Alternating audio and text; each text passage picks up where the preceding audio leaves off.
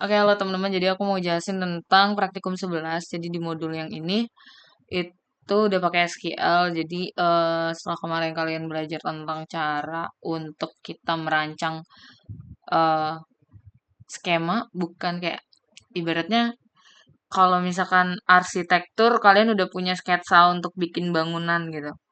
Habis itu nanti baru nanti teknik sipil. Nah, ini aneh ya analoginya, tapi intinya gitu. Jadi ini tuh udah implementasi dari CDM PDM yang kalian buat. Jadi kan kalian punya PDM. Nah, nanti kiblat untuk bikin database-nya itu ngoding ya ibaratnya kayak ngoding database-nya itu nanti berkiblat dari rancangan yang kalian udah buat. Nah, di sini harus install SQL. Jadi sebenarnya ada banyak jenisnya.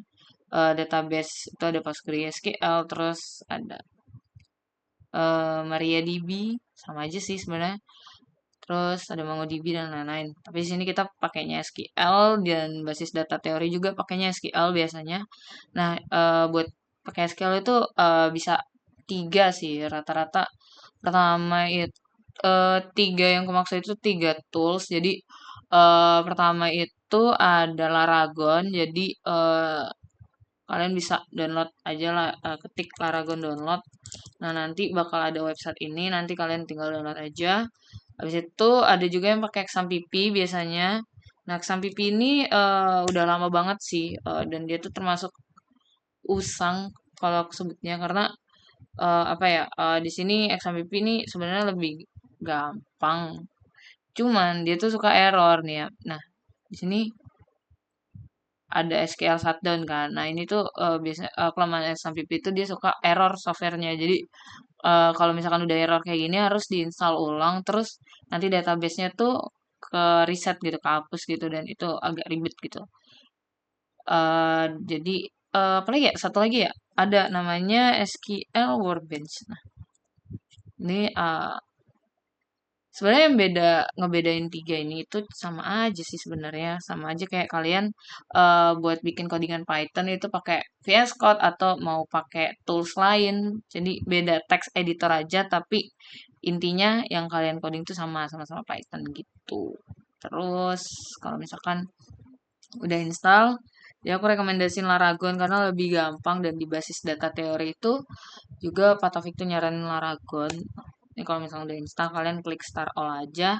Nah, ini ada 3306. Nah, ini port dari si MySQL-nya.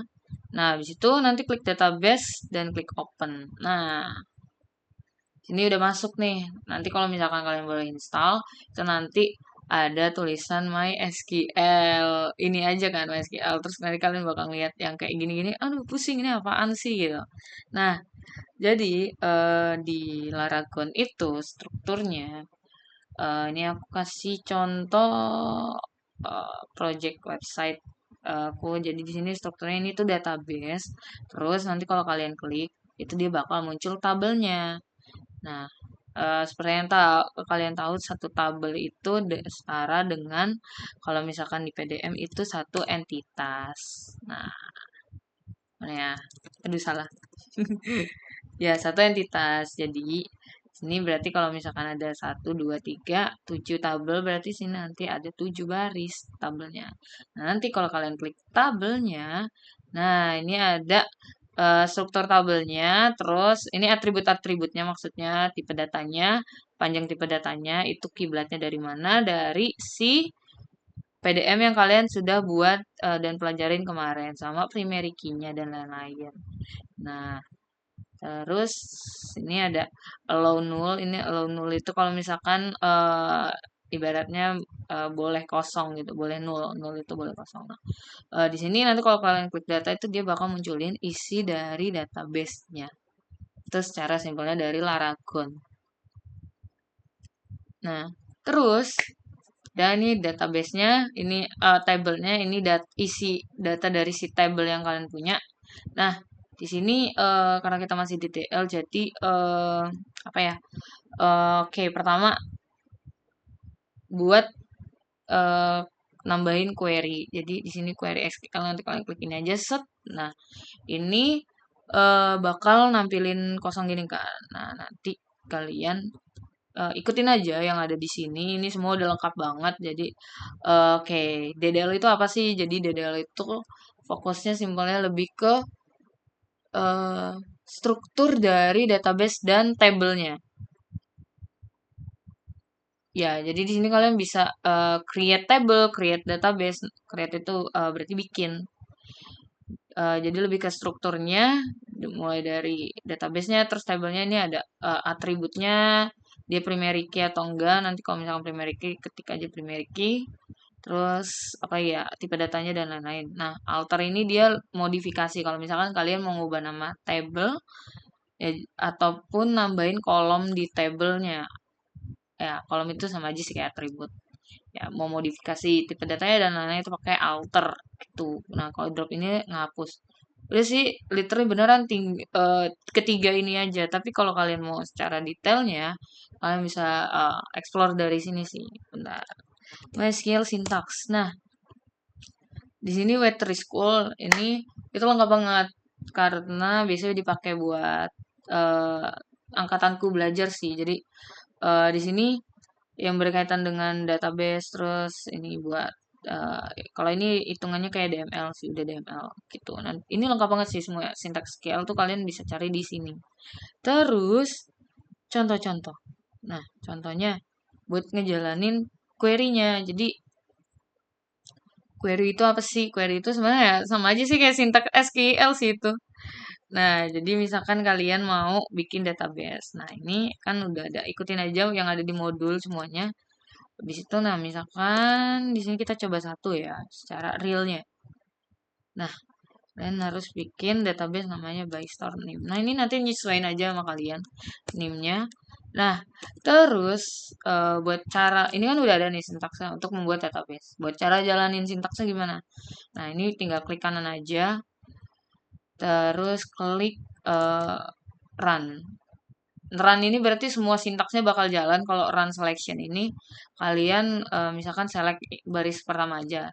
Nah, itu nanti run selection cuman baris pertama aja yang dijalanin gitu. Nah, atau enggak nanti bisa dari sini yang play ini. Nah, misalkan kita jalanin, kita klik run aja. Nah, ini di sini ada affected row 1. Ini berarti udah berhasil kan. Habis itu di refresh aja. Ini kan awalnya nggak ada nih. Baik start underscore nih. Di refresh aja. Bisa klik ini atau klik ini bentar. Wait, ini kayak error dikit. Nah, ini bakal muncul database yang udah kalian buat. Kita lihat, klik aja. Nah, ini nggak ada ininya kan, kosong kan, karena emang kalian belum bikin table. Nanti ikutin aja cara bikin tablenya di query-nya. Refresh-nya bisa dari sini atau nanti klik kanan kalau misalkan belum muncul ya di sini. Di situ buat apalagi ya? Oke. Jadi keunggulan Laragon ini aku bukan brand ambassador Laragon tapi dia tuh bisa di save sintaksnya. Jadi kalian Ctrl S aja. Nah, nanti di sini kalian save aja query SQL hari ini misalnya namanya. Habis itu buka download. Nah, ini tergantung sih kalian simpan di mana. Habis itu kalian open aja. Ini bisa dibuka di mana aja sih. Nah, kalian open itu bakal isinya tuh bakal munculin sintaks SQL kalian. Jadi ini di XAMPP itu nggak bisa buat nge-save sintaks kayak gini. Nah, di Laragon itu bisa. Nah, itu keunggulannya. Dan biasanya di basis data teori itu suka disuruh kirim ngerjain tugas dan disuruh kirim sintaks yang sudah kalian bikin gitu. Selain di screenshot dan di SS sintaks dan outputnya itu sekalian kirim ininya juga sintaks dalam bentuk file.sql gitu teman-teman. So far itu aja sih kalau misalkan kalian ada kendala buat installnya. Pertama kalian bebas mau pakai Laragon, XAMPP atau SQL Workbench itu sama aja.